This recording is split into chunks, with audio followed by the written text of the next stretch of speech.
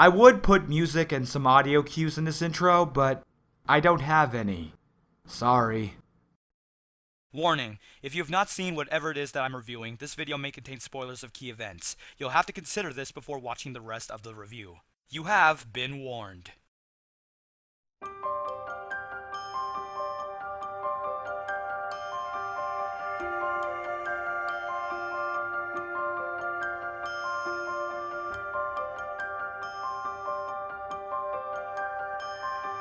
I love fantasy. No, I don't exactly mean elves, orcs, and all that jazz, but the fantasy where we follow a world that doesn't stick to the pre-established logic of our world. I love the ideas that can spring forth from such stories, mainly because, when done well, they can say something within their sheer detachment from realism. It's one thing to comment on the reality we live in and explore, in deep length, what we usually perceive at a surface level, as to better understand it. But sometimes a great message or idea can arise when we go beyond the reality we know, to let go of the real world's complexities to enter a fantasy, and that's where imagination can be a wonderful thing, whether it's to boldly go or to fall down rabbit holes. This is more or less what springs forth in the subject of this current review. Adapted from the light novel by Kimihito Irie and directed by Yuji Kumazawa, Kamisama no Inai Nichiyoubi, or Sunday Without God as I shall call it, centers around a single but powerful concept of what would happen if humanity couldn't simply die, and in the wake of this premise, a foundation was made for one of the more interesting shows I've seen within the last 4 years, despite its flaws. In Sunday Without God, it's said that after God created the world, he realized that in time, there will be no more room left in heaven for all of humanity and abandons us without the ability to give birth or to die in the usual sense. Now whenever someone dies, they still live like they usually would, but are no longer technically living. As you might be able to guess, this starts an ambiguous chain reaction that leads to the world becoming a less than ideal place to live, assuming it wasn't to begin with. At some point afterwards, though, God sent down special beings known as gravekeepers, emotionless and strong individuals who are capable of putting the world's dead to rest by using their shovels to bury them. Whether or not every dead person wants to truly die, however, is another question. So now, in a world where life and death have blurred together, a certain 12-year-old girl named Ai Austin, whose half-human, half-gravekeeper parentage grants her the ability to send the dead to rest, sets out to save the world God abandoned with her compatriots. We have a man named Yuri Sakuma Dmitrievich, who lost his family in the past and now serves as Ai's guardian, Scar, a pure gravekeeper who joins Ai's group who gradually develops emotions and even adopts a baby named Silica, and later in the anime we have Alice Color and Dee, who both share a close connection and fuel one of the show's important story arcs. And with their van, they take part in a grand journey through this strange world of circumstances, uncertainty, and events that just plain exceed what was thought to be possible. Usually, I try to summarize the beginning of an anime, as to explain what the setup is so that the plot and characters can be touched upon, but in the case of Sunday Without God, it isn't that simple. The first 3 episodes serve as the introduction, and there's a lot to cover. We come to learn all the basics about this world turned supernatural purgatory as Ai unravels her father's true identity in a way that's both simultaneously heartwarming and heartbreaking, and not everything seems to be as simple as it initially appeared. It would make for a convoluted summary, and believe me, once everything is established and the 4th episode begins, Sunday Without God really opens up, and it is compelling to the end. Shrouded in mystery, Madhouse crafts a magnificent setting that creates an aesthetic that's a combination of Mad Max-style post-apocalyptic and fantasy, while retaining everything we find familiar, notably cars and phones, which help give the world a real-life vibe to it, along with its religious, grim, and fantastical vibes. It's all very fitting to the premise. If the story of the show involves a world about humanity not being able to truly die in the usual way, I'd say it was essential that the art direction reflected that. But more than that, it helps tell the story in more ways than one. At its core, Sunday Without God is an exploration on whether or not a world where the dead can't truly die is a good thing, particularly when it brings up the ethical complications of killing and free will. But it's not only about that. The series also goes into other themes such as the dissonance of a god, the dilemma of purpose, the true value of dreams and aspirations, and the true virtue of a never-ending paradise. It's very much a character-driven story that pulls through with the personalities of the people we focus on, and makes for some interesting dramatic and humorous interactions as this group stick together through this world the viewer might not even know. And learning some of the bits of lore we are given provides some fairly compelling world building as a result, which is sold by solid Japanese performances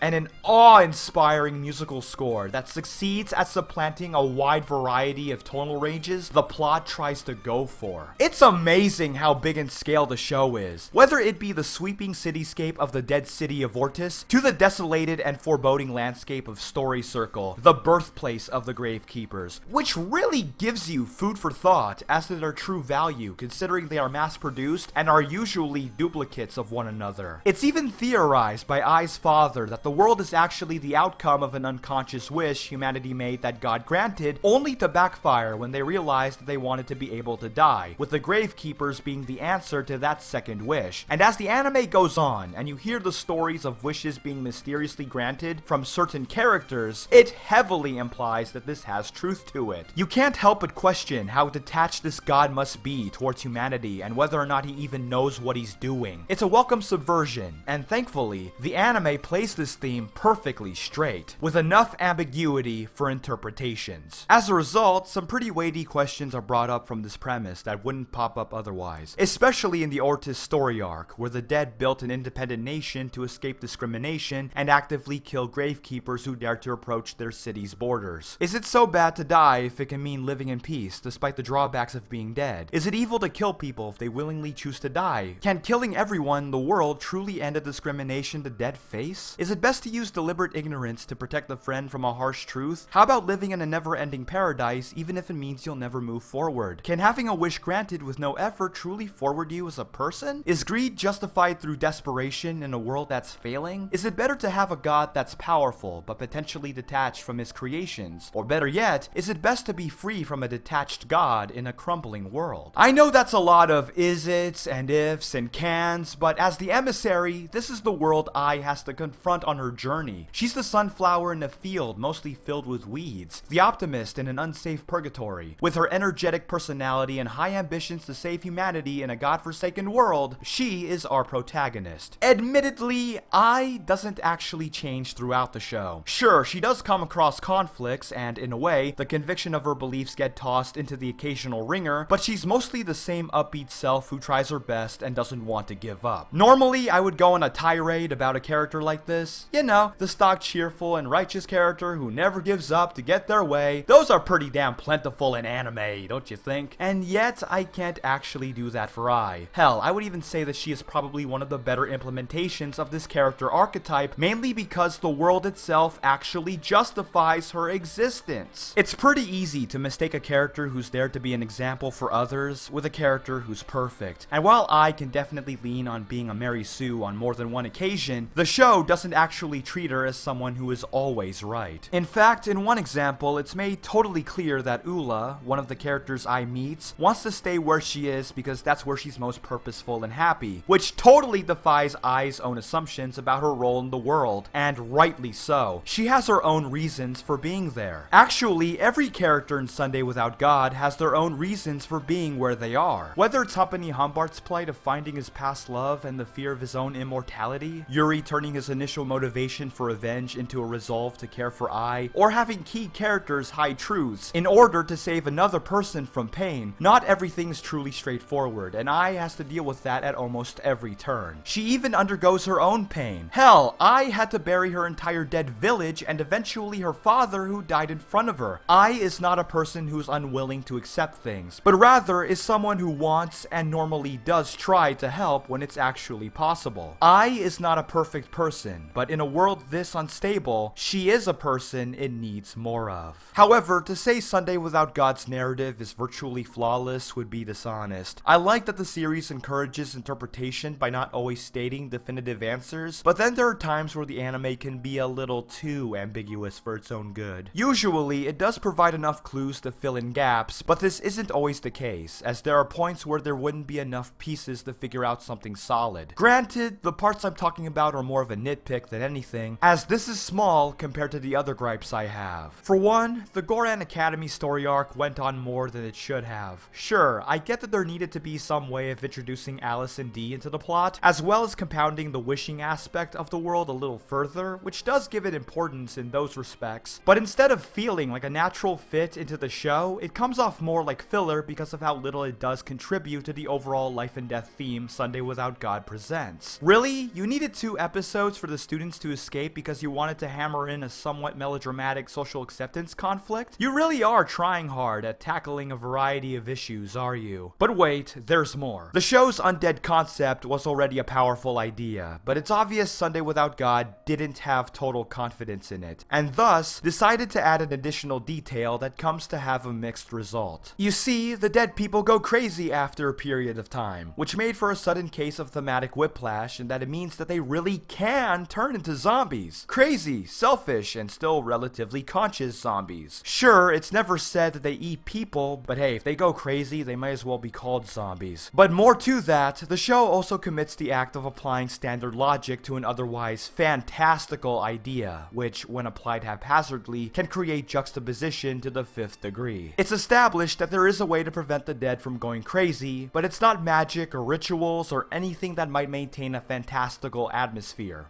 It's psychology.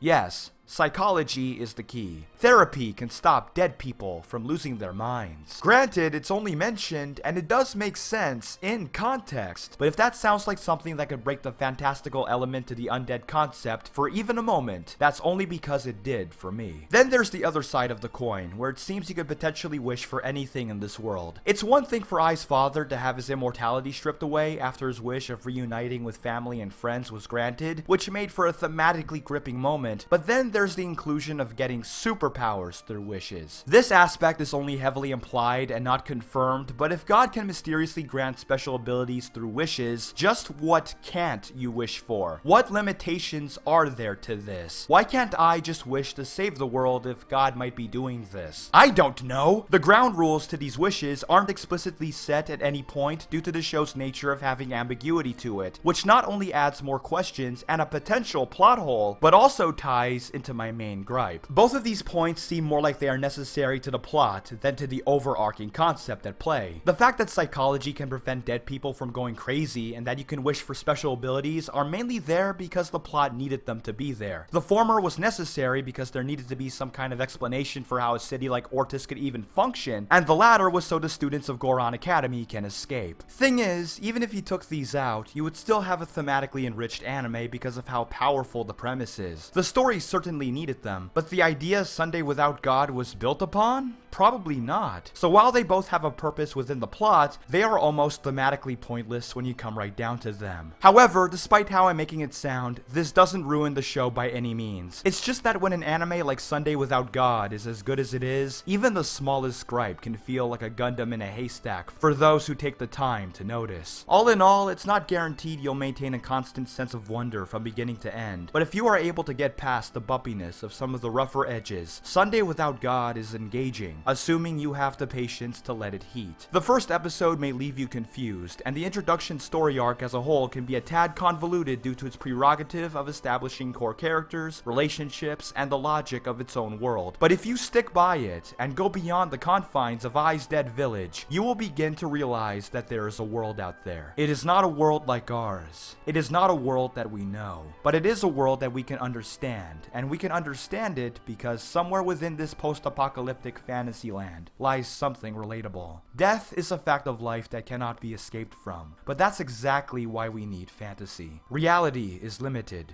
but fantasy is endless. And Sunday Without God is a fantasy about life and death. If you ask me, there can be truth in a fantasy, and though it has a few problems, in a world God abandoned, there is something beautiful to experience.